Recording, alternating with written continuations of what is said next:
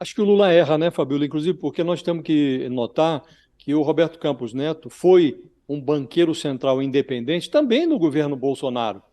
O Bolsonaro fez mágicas fiscais ali, e se o Banco Central não fosse independente, os juros teriam caído a zero para que o presidente pudesse se reeleger. E o Campos Neto protegeu ali a política monetária. Está ficando monótono isso, que os auxiliares econômicos do governo remam numa direção, o presidente impulsiona a embarcação no sentido contrário. Ainda não surgiu alguém capaz de explicar a lógica que se esconde aí atrás desse comportamento do Lula. Mas seja qual for a lógica, a estratégia não está funcionando. E ainda ontem, ao tomar posse lá no comando do BNDES, o Aloysio Mercadante falou de uma gestão do futuro, e o Lula enalteceu o passado de subsídios e calotes do BNDES. Na mesma cerimônia, o Lula voltou a torpedear aí a independência do Banco Central. Disse que é injustificável essa taxa de 13,75% de juros anual, né? E o ministro da Fazenda, o Fernando Haddad, está tentando colocar, nesse momento, em pé ajustes, reformas que levem justamente à queda dos juros.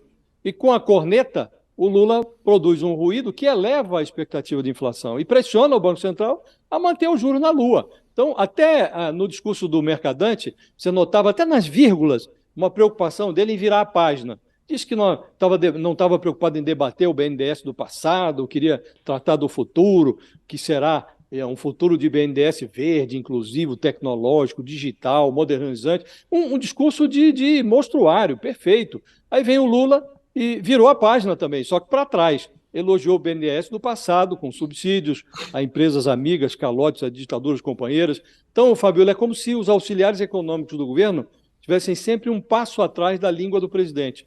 Sempre que eles dizem e fazem uma coisa, o Lula declara o contrário. É difícil prever por quanto tempo vai perdurar essa desconexão, mas, por enquanto, a única certeza disponível é que o Lula está se transformando no principal líder da oposição ao governo Lula. Bom, o primeiro ponto que a gente tem que destacar é que, de fato, o presidente da República pode emitir as opiniões que bem entender sobre a economia, sobre os juros, sobre a questão fiscal, as contas públicas, a renda, o emprego.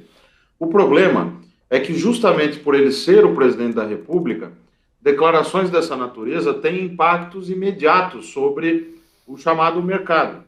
Veja, o governo ele tem um déficit público, receita menos despesa, igual a um saldo negativo.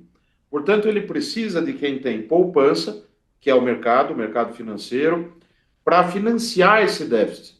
Ele faz isso emitindo títulos públicos.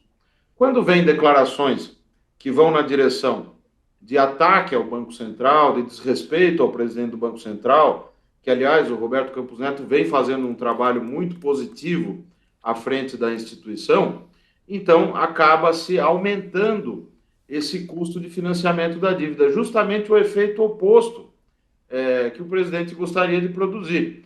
Se ele quer juros mais baixos, e todos nós queremos, porque o juro mais baixo estimula o investimento, o consumo, o crédito para essas duas coisas, então é preciso fazer uma lição de casa que é bastante difícil, Josias e Fabiola, que é o ajuste fiscal.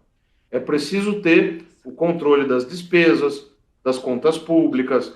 A dívida pública esse ano vai subir, justamente porque os juros estão elevados e a projeção de déficit público é também superior a 120 bilhões de reais, num cenário, inclusive, conservador. Então, esse caminho duro é que precisa começar a ser pensado, em vez de ficar nos ataques, né, ao Banco Central, que acabam não ajudando em nada.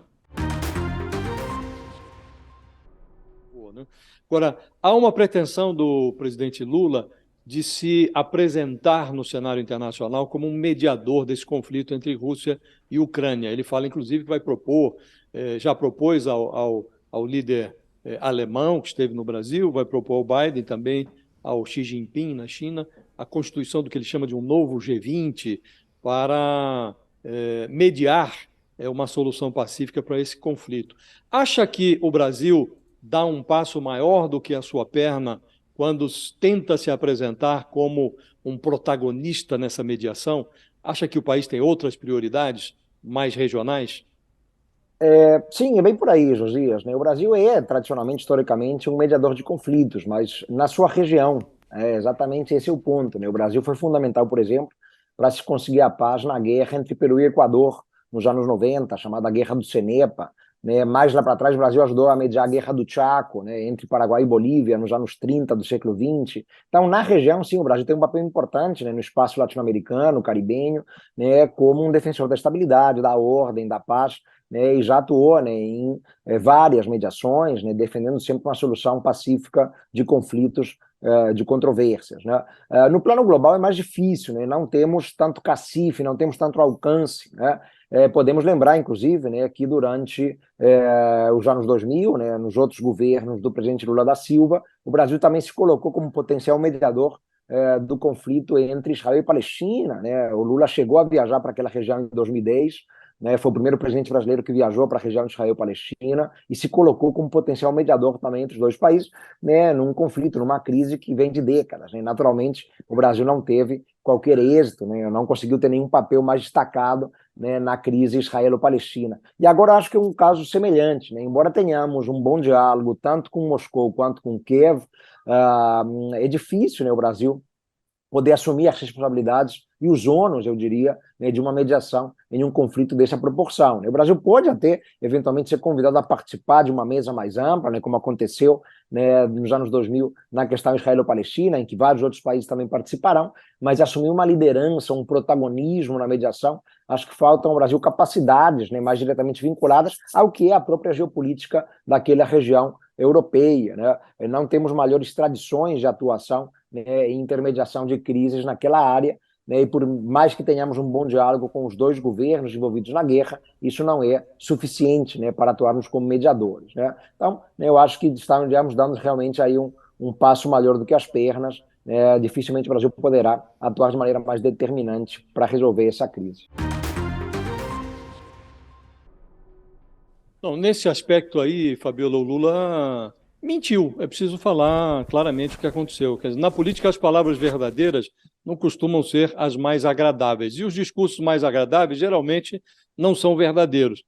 Na posse do Aloysio Mercadante ali, o Lula tratou como um bom negócio os empréstimos concedidos em administrações petistas para outros países. E aí diz que Venezuela e Cuba deram calote no BNDES porque o governo Bolsonaro deixou de cobrar. E ele assegurou que, como são países amigos, essa dívida vai ser paga. Uma mentira, mesmo quando repetida 1 milhão de vezes, ela não vira verdade. O mentiroso mais perigoso é aquele que convence a si mesmo das inverdades que conta. Quer dizer, a inadimplência dessas ditaduras companheiras, ela começou em 2017, na presidência do Michel Temer. Não tem nada a ver com o Bolsonaro.